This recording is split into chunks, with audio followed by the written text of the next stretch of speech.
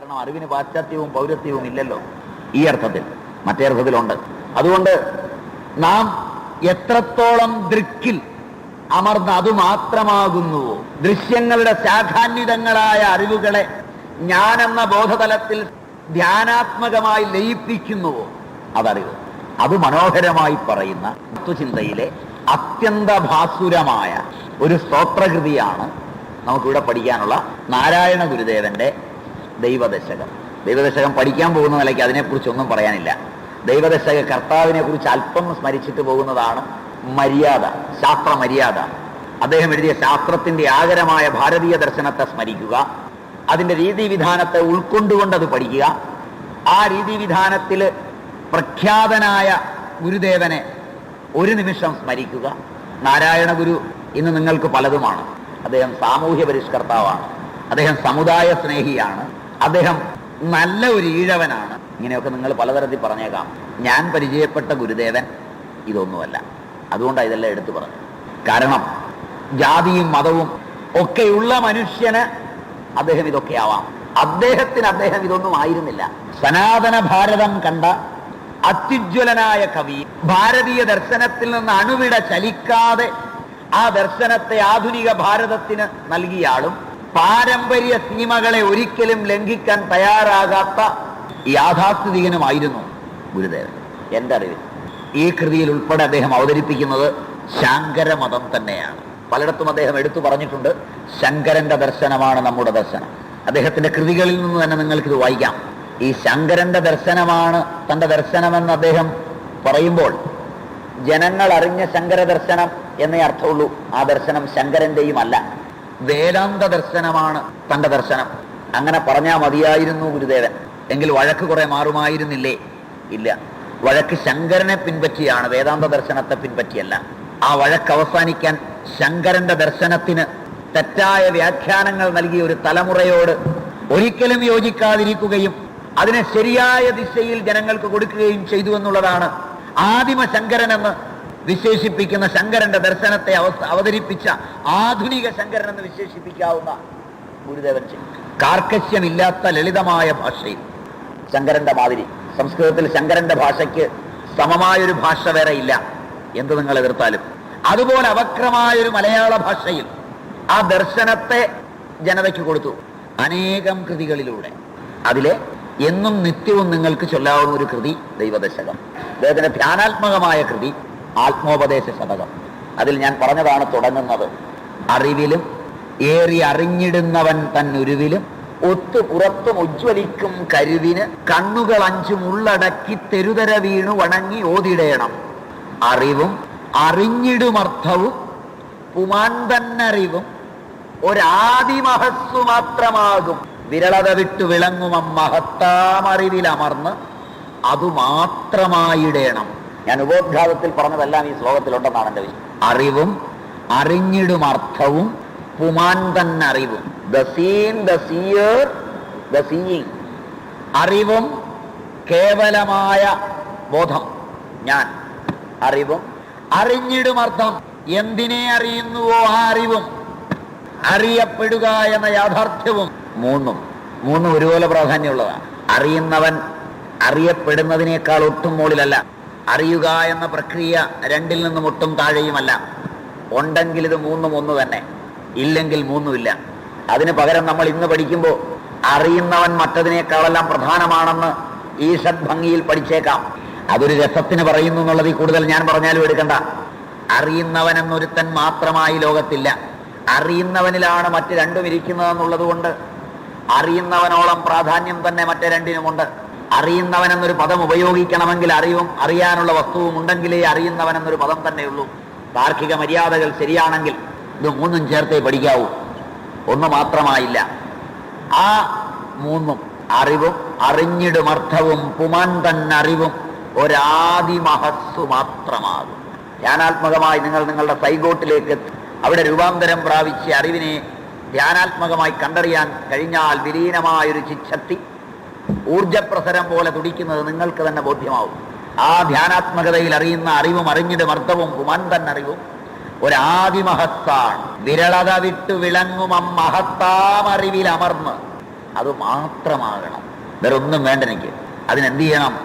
അറിവിലും ഏറി അറിഞ്ഞിടുന്നവൻ തൻ ഉരുവിലും, ആ അറിവിലും അതിനു മുകളിൽ അറിയുന്നവന്റെ ശരീരത്തിലും കരണേന്ദ്രിയ കളേബരങ്ങളിലും ഉരുവിലും ഒത്തു പുറത്തും ഉജ്ജ്വലിക്കും, അതേസമയം പുറത്തും. യോ അന്തപ്രജ്ഞം ബഹിഷ്പ്രജ്ഞം ഉഭയതപ്രജ്ഞം എല്ലാമായി വിലസുന്ന തദ്ദേജതി തന്നൈജതി തദ്ദൂരേ തദ്വന്തികെ തദന്തരസ്യ സർവസ്യ തത് സർവസ്യാസ്യ ബാഹ്യത എന്ന് ജ്വലിക്കുന്ന ആ കരുവിന്, കരു അവസ്ഥാത്രയ സാക്ഷി, ദാറ്റ് അൺമൂവ്ഡ് മൂവർ, ദാറ്റ് സബ്സ്റ്റാൻഷ്യ. പലരും പലതരത്തിൽ പറഞ്ഞുകൊണ്ട് എല്ലാ പേരും പറഞ്ഞതേ ഉള്ളൂ. ഏതാ നിങ്ങൾക്ക് ക്ലിക്ക് ചെയ്യാന്ന് എനിക്കറിയില്ലാത്തത്. ഇതൊക്കെ പറഞ്ഞും ക്ലിക്ക് ചെയ്തില്ലെങ്കിൽ ഈ പണിക്കൊന്നും പോകാതിരിക്കുകയാണ് നല്ലത്. ശങ്കരൻ അവസ്ഥാത്രയ സാക്ഷി എന്ന് വിളിക്കും, സ്പിനോസ സബ്സ്റ്റാൻഷ്യ എന്ന് പറയും, കാന്ത അൺമൂവ്ഡ് മൂവർ എന്ന് പറയും. നിങ്ങൾക്ക് ഇഷ്ടം ഏതാണോ അതൊക്കെ സ്വീകരിക്കാം, ഏത് സ്വീകരിച്ചാലും വിരോധമൊന്നുമില്ല. ഏതാണ്ട് ഒരു ആശയം കിട്ടും. അതുകൊണ്ട് അതാണോ എന്ന് ചോദിച്ചാൽ അല്ലെന്ന് ഞാൻ പറഞ്ഞു, അല്ലെന്ന് ചോദിച്ചാൽ ആണെന്നും. ഒരു അനിർവചനീയത, അതാണ് അതിന്റെ കറക്റ്റ് ഫോം. പറഞ്ഞതൊന്നും അല്ലാന്ന് എനിക്ക് ഉറപ്പുണ്ട്. എന്നാൽ നീ പറയാൻ പോകുന്നതാണോ എന്ന് ചോദിച്ചാൽ അതുമല്ലെന്ന് എനിക്ക് ഉറപ്പ്. പറയുന്നതിലൂടെ പറയാത്ത ഒന്നിനെ കാണിച്ചു കൊടുക്കുന്നതായി പണി. അത് കിട്ടുന്നവർക്ക് മീമാംസ അറിയും. പറഞ്ഞൊന്നും അല്ല ഈ സാധനം. അതുകൊണ്ട് നാളെ ഇറങ്ങി നാരായണഗുരു പറഞ്ഞു, സ്വാമി നിർമ്മലാനന്ദഗിരി പറഞ്ഞു, ഇവരൊന്നും പറഞ്ഞിട്ടൊന്നും ഒരു കാര്യമില്ല. ഇവര് പറഞ്ഞതൊക്കെ പറയാവുന്ന സാധനത്തെ കുറിച്ചാണ്, പറയാൻ മേലാത്ത ഒന്നിനെ തോന്നിപ്പിക്കാൻ. മനസ്സിലായില്ല? പറയുന്നത് കേൾക്കുമ്പോൾ പറയാൻ പറ്റാത്തതിനെ നിങ്ങൾക്ക് തോന്നിക്കിട്ടിയെങ്കിൽ ഞങ്ങൾക്കൊക്കെ ഗുരുകാരുണ്യമുണ്ട്, ഇല്ലെങ്കിൽ ഞങ്ങളുടെ കാരുണ്യം മോശമാണെന്ന് കൂട്ടിയാൽ മതി. നിങ്ങളുടെ കുഴപ്പമല്ല. മനസ്സിലായില്ല? അതും പിടികിട്ടിയില്ല. അപ്പൊ അതുകൊണ്ട് ആ അൺമൂവ്ഡ് മൂവർ അല്ലെങ്കിൽ അവസ്ഥാത്രയ സാക്ഷി കൂടത്തൻ, ശങ്കരൻ വേറൊരു പേരും പറഞ്ഞു, കൂടത്തൻ, കള്ളസാക്ഷി. കൂടം എന്ന് പറഞ്ഞാൽ കള്ളം, കൂടത്തൻ എന്ന് പറഞ്ഞാൽ കള്ളത്തരത്തിൽ സ്ഥാനം ഉറപ്പിച്ചവൻ, ബാക്കിയുള്ളവരാരും അറിയാതെ ഒളിച്ചകത്തിരിക്കുന്നവൻ, ജാഗ്രത സ്വപ്ന സുഷുപ്തികളിലൊക്കെ ലോകമറിയാതെ ഒളിഞ്ഞിരിക്കുന്ന സാക്ഷി അവൻ. അവനെ അറിഞ്ഞാൽ രക്ഷപ്പെടും. അതിനെന്താ ചെയ്യണ്ടേ? കരുവിന്, ആ കരുവിനെ അറിയാൻ എന്ത് ചെയ്യണം? കണ്ണുകൾ അഞ്ചും ഉള്ളടക്കി പരാഞ്ചി ഘാനി പ്രകൃതന സ്വയംഭൂ തസ്മാത് പരം പശ്യതിനന്തരാത്മൻ കശ്ചിത് ധീര. ഏതോ ഒരു ധീരൻ, ഒരുപാട് പേരൊന്നുമില്ല, ഒരുപാട് പേർക്കൊന്നും പറ്റുകയല്ലേ പണി. ഏതോ ഒരു ധീരൻ, കശ്ചിത് ധീര, പ്രത്യേകാത്മാനമായിട്ട്. ആ കരുവിനെ അറിയാൻ എന്താ വഴിയപ്പം? കണ്ണുകൾ അഞ്ചും ഉള്ളടക്കുക. അതിനകത്ത് തന്നെ ഗുരുദേവൻ പറയും, ഒളി മുതലമ്പഴമഞ്ചും ഉണ്ട്, നാർന്നളികയിലേറി നയനമാറിയാടും, കിളികളെ അഞ്ചും അരിഞ്ഞു കീഴ്മറിക്കും, തിരൂരുവെന്തി അകം വിളങ്ങിടണം. കവിതങ്കന വീണ് കിടക്കുന്ന കവിതാ സന്ദർഭമാണ്. കവിത മനസ്സിലാവുമെങ്കിൽ, നിങ്ങളുടെ അന്തരംഗത്തിൽ കവിതയ്ക്ക് ബാല്യമുണ്ടെങ്കിൽ നല്ലേ പറയണ്ടേ. സീരിയലെല്ലാം കാണുന്നവരാണെ രക്ഷപ്പെടുകയല്ല, കാരണം അവിടെ കവിതയ്ക്ക് ഇടമുണ്ടാവില്ല.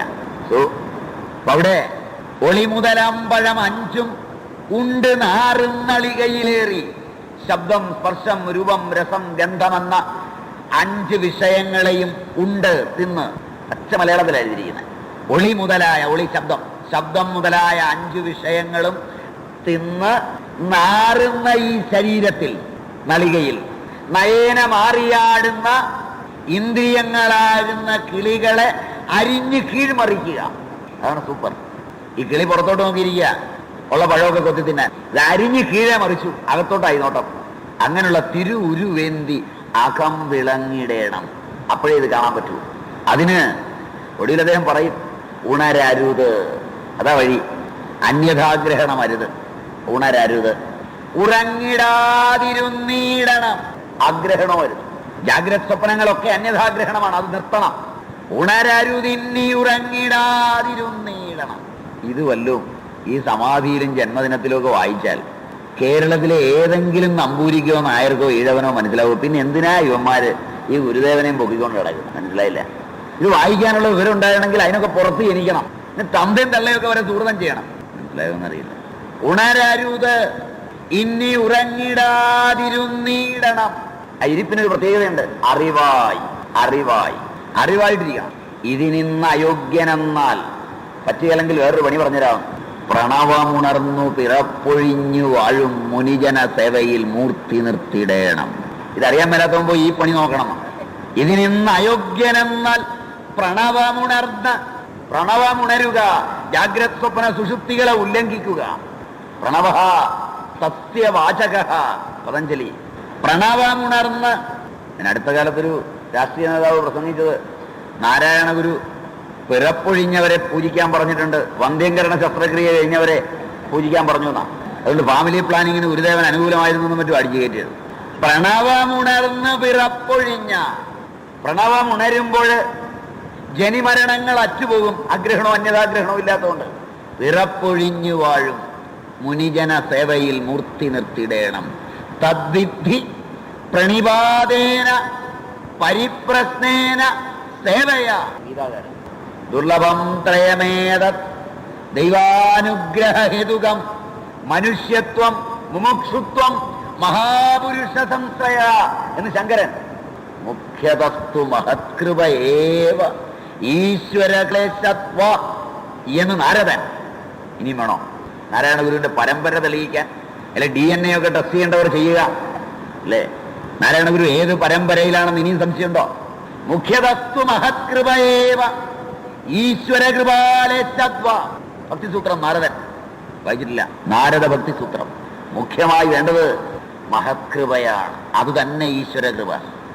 മഹത്വം ഈശ്വരനുമായിട്ട് വേറെ ഇല്ല. മഹത്കൃപ കിട്ടിയ ഈശ്വരകൃപ അതൊന്ന് കിട്ടണം. തനിക്ക് കിട്ടിയ കഥയോർത്തുകൊണ്ടാണ് നാരദൻ അടിക്കുന്നത്. ശങ്കരൻ പറയും ദുർലഭം ത്രയമേതത്. മൂന്നെണ്ണം വളരെ ദുർലഭമാണ്. അത് ദൈവാനുഗ്രഹം കൊണ്ട് മാത്രമേ ഉണ്ടാവുള്ളൂ. മനുഷ്യത്വം, മനനം ചെയ്യാൻ കഴിവുള്ളവനായി തീരുക. ഈ വയറിൻ്റെ അടി രണ്ട് കാലുമായിട്ട് നടക്കുന്നവനൊന്നും മനുഷ്യനല്ല. അത് കൂടുതലുണ്ട് മനുഷ്യന്. മനനം ചെയ്യാൻ കഴിയണം. മനനം ചെയ്യാത്തവൻ എന്ത് മനുഷ്യൻ? അതാണ് മനുഷ്യത്വം. മുമുക്ഷുത്വം, മോക്തുമിച്ഛാ മുമുക്ഷുത, മോചനത്തിന് ആഗ്രഹമില്ലാത്തവൻ, ബന്ധത്തിൽ കിടന്നുഴലുന്നവൻ, അവൻ എന്ത് മനുഷ്യൻ? മുമുക്ഷുത്വം.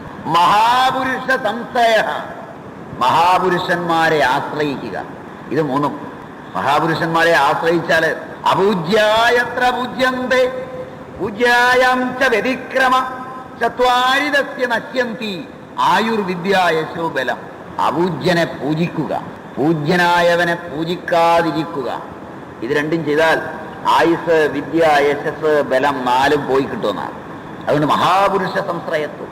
ഇതൊക്കെ പൂർവന്മാർ പറഞ്ഞതാണ്. ഗീത അർജുനോട് തന്നെ പറഞ്ഞു തദ്വിദ്ധി പ്രണിപാതേന പരിപ്രശ്നേന സേവയ ഉപദേശന്തിതേ ജ്ഞാനം ജ്ഞാനിന തത്വദർശിന. അതും വളരെ ദുർലഭം ആളുകൾക്ക് കിട്ടുള്ളൂ. മനുഷ്യാണം സഹസ്രേഷു കച്ചിത്യതതി സിദ്ധയേ. 1000-ൽ-1. ഈ വഴിക്ക് ഒരുപാട് പേര് പോകാം.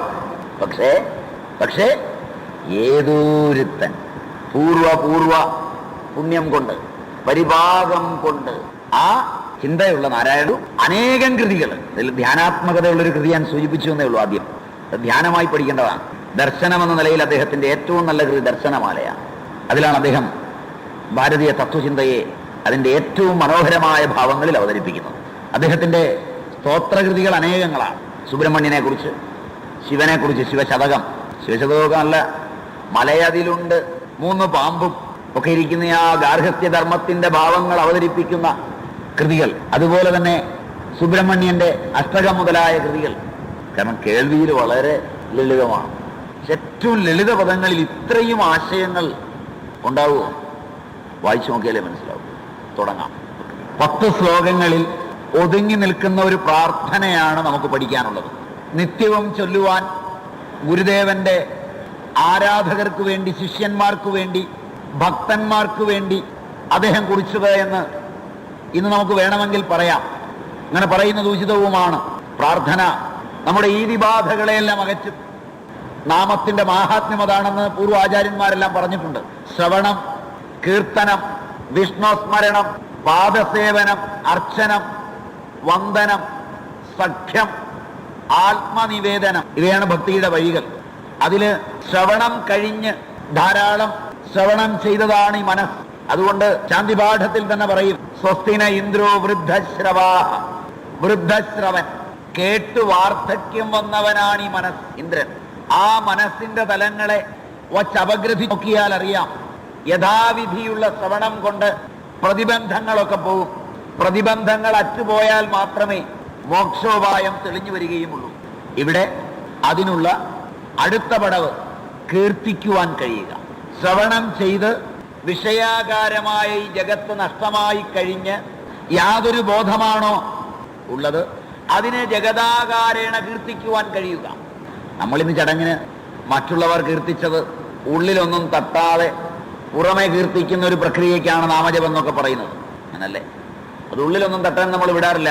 അതിന്റെ മാഹാത്മ്യം അറിയണമെങ്കിൽ അകത്തുനിന്ന് വരണം. ആ കീർത്തനീയമായ ഒരു സ്തോത്രം അത് നമുക്ക് പഠിക്കാനുള്ളത്. അത് കീർത്തിച്ചാൽ മോക്ഷോപായത്തിലെത്തുകയും ചെയ്യും. ഇനി നമുക്ക് കീർത്തനം നോക്കാം, ചൊല്ലാം. എന്താ?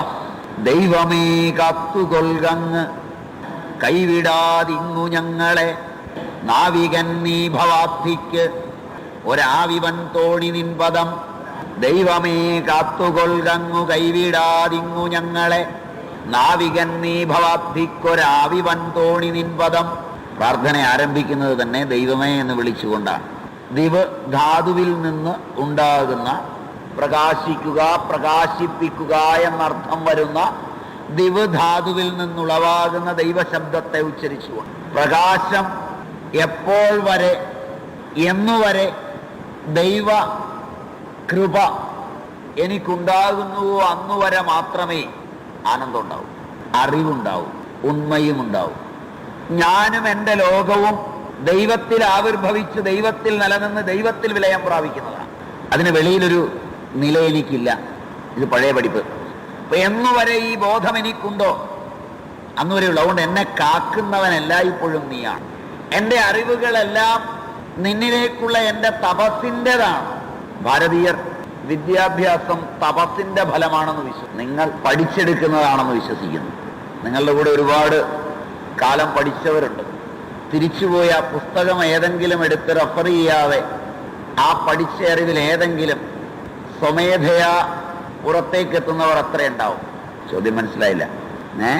15 കൊല്ലം 10 കൊല്ലം 10ാം ക്ലാസ് വരെയും 2 കൊല്ലം LKGയും UKGയും ചേർന്ന് 12 കൊല്ലവും, പിന്നൊരു 3 കൊല്ലം, പിന്നൊരു 2 കൊല്ലം പ്രീ ഡിഗ്രിയും, പിന്നൊരു 3 കൊല്ലം ഡിഗ്രിയും, പിന്നെ ഒരു 2 കൊല്ലം പോസ്റ്റ് ഗ്രാജുവേഷനും, പിന്നെ ഒരു 4-5 കൊല്ലം PhDക്കും ശ്രമിച്ച് ഒരു 20-25 കൊല്ലം ചെലവാക്കി പഠിച്ച് മാസ്റ്ററായി ഡോക്ടറേറ്റും വാങ്ങിയിരിക്കുന്നവൻ അവൻ പഠിച്ച ആദ്യകാലം മുതൽ അവസാനം വരെ ഉരുവിട്ട് പഠിച്ചതിൽ എത്രത്തോളം അവന് സ്വമേധയാ മറ്റൊരാളോട് റെഫറൻസും നോട്ടുകളും കയ്യിലില്ലാതെ പറയാൻ കഴിയും. ഒരു കുട്ടിയെ അവൻ പഠിപ്പിക്കണമെങ്കിൽ അതിൻ്റെ നോട്ട് തയ്യാറാക്കി അന്നേരത്തേക്ക് പോയി പഠിപ്പിച്ച് 15 കൊല്ലത്തെ അധ്യാപക പരിചയം കഴിഞ്ഞ് 16ാമത്തെ കൊല്ലം അതേ പുസ്തകം പിന്നെയും അടുത്ത ദിവസം രാവിലെ പഠിപ്പിക്കാൻ നേരത്തൊന്നും മറിച്ചു നോക്കിയിട്ട് പോയില്ലെങ്കിൽ, ഓർമ്മയിൽ വരുന്നില്ലെങ്കിൽ, ആദ്യമായൊരുത്തൻ മറിച്ചു നോക്കി അതിൻ്റെ ഗൈഡ് വെച്ച് പരിശോധിച്ചാലും ഈ 25 കൊല്ലവും 25 കൊല്ലത്തെ പരിചയവും കളയാതെ ഇത്രയും പറയാമെങ്കിൽ